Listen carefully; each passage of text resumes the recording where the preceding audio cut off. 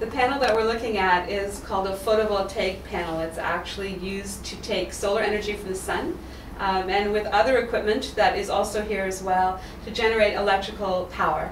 It's not a very complicated system. It sort of looks a little complicated, but basically it's how we use these panels, how we position them, how we make certain that nothing obstructs the sun reaching them.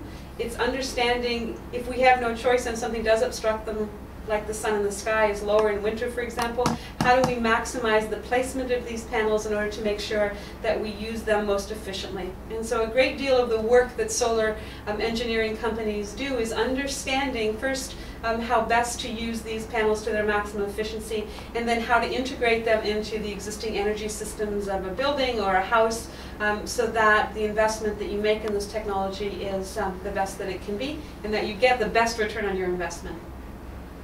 So perhaps you could explain a little bit about how the energy gets transferred from the sun into the grid, or? Well, in essence, this system would be inside a house where the electricity from the panel is being used inside of the house. So this is very much a residential type system that we're looking at. When you look at very, very large systems made up of thousands and thousands of these panels, I'm afraid I'm not the engineer in our group and would need someone from the engineering team to come and speak with you about that.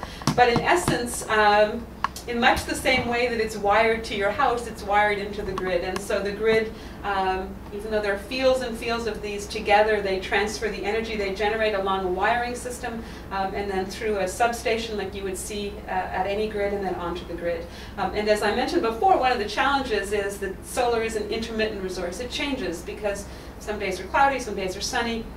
And so a great deal of the importance is understanding what is the impact of intermittency on your system, especially at the utility scale. Okay, thanks very much. Welcome.